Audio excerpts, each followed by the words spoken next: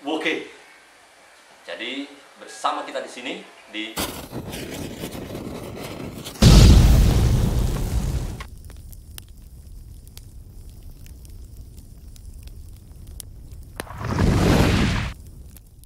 kita akan membahas soal-soal yang terkait dengan tes-tes kepribadian, psikologi. Tapi kali ini kita akan bermain dulu dengan satu permainan yang ini bisa digunakan untuk melihat kepribadian kita seperti apa.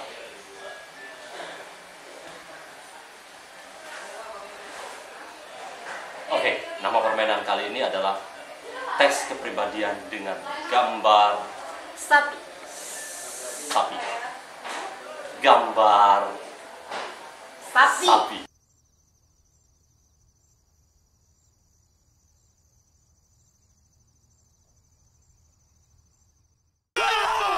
Pertama, bagi yang nonton, silahkan siapkan kertas kosong, ya, kertas kosong. Ya, di mana beli kertas kosong bisa lihat di sini, di bawah sini. Nggak ada, Pak. Oh iya. Kemudian alat gambar. Kemudian coba Anda bayangkan seekor sapi. Ya, sapi. Bukan yang lain. Gambar sapi. Ini kita bantu contoh-contoh gambarnya.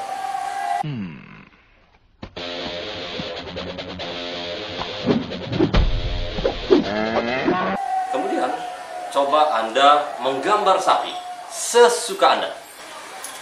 Setelah itu kita akan review gambar-gambar sapi Anda.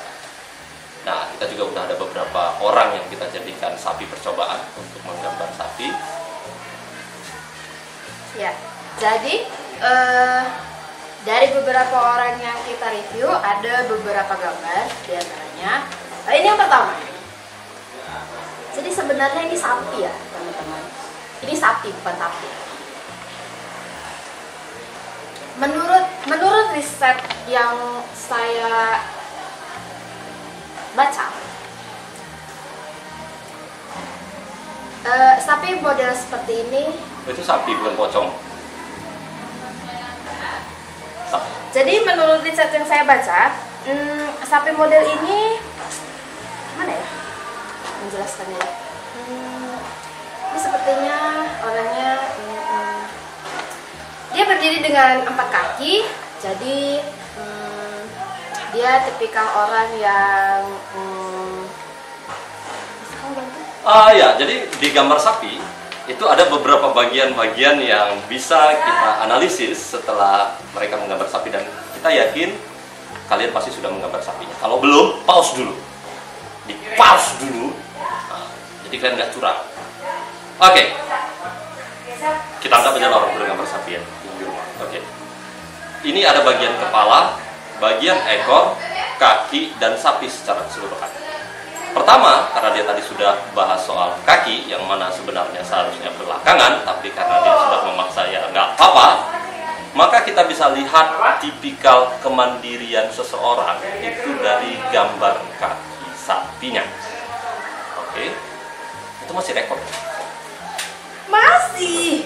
Oke, kalau gambar kaki sapi Anda berjumlah 4, maka Anda harus mengucapkan congratulations, selamat, tepuk tangan.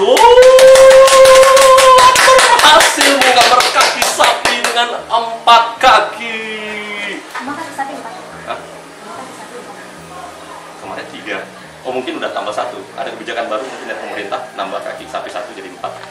Oke, kalau gambar kaki sapinya berjumlah 4, itu artinya menunjukkan bahwa orang itu cukup mandiri dalam melakukan satu hal. Artinya dia tidak bergantung pada orang lain.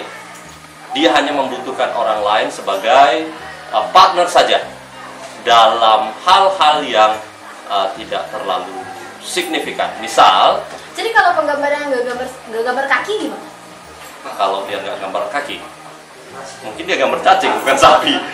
Oke, nanti kita bahas. Kalau misalnya dia gambar ada 4 kaki, itu orangnya mandiri. Dan misalnya dia tidak ada teman pun, dia bisa menjadi single fighter. Oke. Nah, kalau dia cuma menggambar 2 saja, Ya, perhatikan kaki gambar. Ada orang yang menggambar sapi kakinya 2 aja. Ini dia lebih banyak bergantung pada orang lain ketika ingin melakukan sesuatu. Misal, yuk kita buat ini yuk. Buat apa itu? Buat kue misalnya. Maka dia tidak akan pernah membuat kue itu kalau misalnya tidak ada kawannya.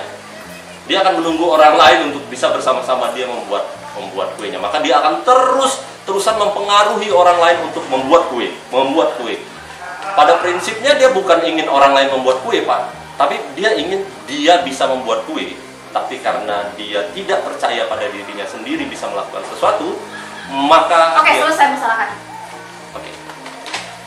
Ya, begitu. Nah, kalau tidak ada kaki sama sekali, maka dia adalah orang yang kelewat batas ya. Artinya dia nggak pernah punya kepercayaan diri untuk bisa melakukan sesuatu. Dia tipikal orang yang selalu mengatakan awalnya apalah. Nah, sekarang kita coba analisis masalah kepala ya kawan-kawan.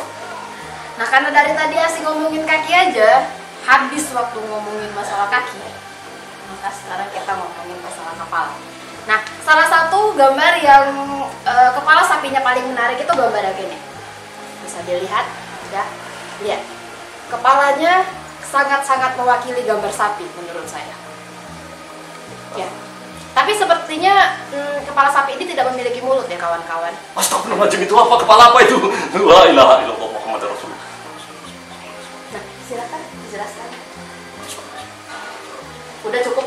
Oke. Kita juga bisa melihat dari elemen kepala sapi semacam ini. Ya, ini bisa kita katakan dia bentuknya adalah kepala siluman sapi. Ya. Perlu digarisbawahi. Oke, di elemen kepala kita akan lihat pada gambar ini. Kawan-kawan nggak bisa lihat, harus diginiin. Oke, tapi muka saya nggak nampak. Ya nggak penting juga kamu nampak, yang penting kepala sapinya nampak. Orang lain bisa nggak tahu kalau saya boneng. Oke. Di gambar kepala sapi kita bisa lihat apakah lengkap atau tidak. Itu bisa menandakan kalau dia tidak seperti ini ya, dia tidak ada gambar tanduk, tidak ada gambar tanduk, tidak ada gambar mulut, ya, yang ada hidung super besar ya. Hidung super besar dan mata. Iya, dia kayaknya mau buat mall hidung gitu kayaknya. Oke, itu artinya dia orang yang tidak teliti. Jadi kalian coba cek di gambar sapi kalian, kalau tidak ada hidung di dalam, ya saya lihat kopean nggak apa-apa ya. Kalau tidak ada hidung, tidak lengkap gambar sapi kepala sapinya, maka kurang teliti. Jadi ini bisa menjadi bahan pertimbangan lah. Sering melupakan hal-hal kecil, hanya mengingat rencana-rencana besar. Tetapi tahapan-tahapan pelaksanaan dari rencana besar itu cenderung cenderung diabaikan. Oke, lama kali. Oke. Ada juga yang lain. Jadi buat supaya kita lebih ngerti karakteristik dari kepala sapi itu kayak mana, kita harus bandingin kan sama beberapa gambar yang lain. Salah satunya ini gambar sapi yang minimalis. Itu bukannya kuis rabi ya? Heis. Lalu ini ada juga gambar sapi yang ya agak keriting-keriting gitu. Ya, udah dilihat. Oke, yang menarik lagi dari kepala sapi ya. Ini juga nih kepala sapi ini perkawinan antara sapi dengan kepiting ya. Agak mirip sama yang ini ya. Ya. Nah, kita akan bisa lihat dari kepala sapi ini ada elemen tanduk. Di kepala sapi itu kita bisa lihat juga di elemen tanduk itu memiliki makna ya. Seperti ini tidak ada tanduk. Ini tidak ada tanduk. Nah, orang-orang yang menggambar sapi dengan tanpa tanduk di kepalanya itu juga bisa berarti selain tidak detail ya, kemudian dia juga tidak suka konflik. Tetapi kalau ada yang menggambar dengan tanduk yang sangat besar, komposisi gambar tanduk, besaran gambar tanduk itu melebihi gambar kepala, tidak ada dari sapi yang ada di sini. Kalau ada yang menggambar gitu kemudian didekorasi lagi tanduknya, itu pertanda orang yang suka dengan masalah, suka membuat jadi troublemaker dan sedikit kasar orangnya, suka dengan hal-hal yang ekstrim begitu ya, yang berbau kekerasan dia sedikit suka. bukan sedikit sih, suka dengan yang berbau dengan yang kasar-kasar. Oke, kemudian dari kepala sapi ini juga kita bisa lihat komposisi mata. Para menghadap manakah muka sapi Anda? Oke, ini menghadap ke samping, ya. Ini menghadap ke samping. Ini ke depan. Ini yang ke depan. Oke.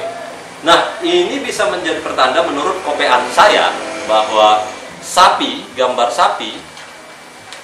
sapi yang kepalanya menghadap ke depan, hanya ada satu mata di sapi, orangnya cenderung tertutup dan sedikit egois, tidak suka berbaur dengan keramaian dan orang baru, ya, cenderung gugup, tertutup. Oke, sementara yang gambar sapi dengan kepalanya ada dua mata, kita bisa lihat dia menghadap kepada yang menggambar. Ini menandakan bahwa si penggambar sapi itu orang yang cenderung ekstrovert, ya, orang yang suka bergaul, suka memperhatikan, ya, supel lah. Lalu apakah besaran hidung itu mempengaruhi? Ya, ini hidungnya besar, tapi yang ini tidak punya hidung sama sekali. Di kopean saya nggak ada tentang hidung, tapi mungkin bisa kita artikan bahwa kalau dia menggambar komposisi hidung lebih besar, dia sensitif dengan penciuman, ya. Dia sedikit sensitif dengan penciuman. Mungkin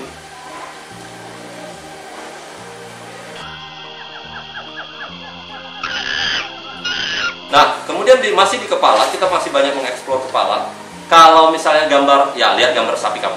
Kalau ada telinganya, ya, gambar telinga, itu menandakan bahwa karakter orang yang menggambar sapi itu bisa diajak untuk teman diskusi karena dia mau mendengarkan, tidak keras kepala. Jadi dia cenderung mau mendengarkan pendapat orang lain, ya.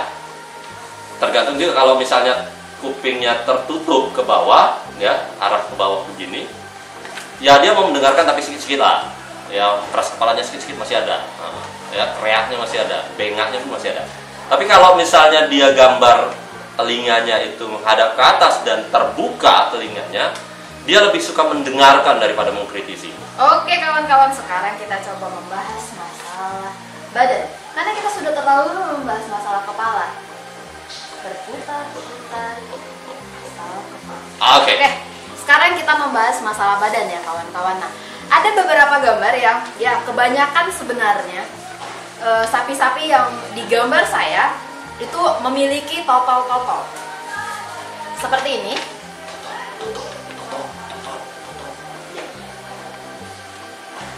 Lihat, ini sapinya bertotol-totol dan totol-totolnya itu bergelombang. Ada juga yang seperti ini, totol-totolnya hanya putih saja. Ada juga yang tidak memiliki totol-totol sama sekali seperti gambar sapi. Nah, silakan dijelaskan. Menurut kopean saya, Tara. Berhenti mengopek. Oke.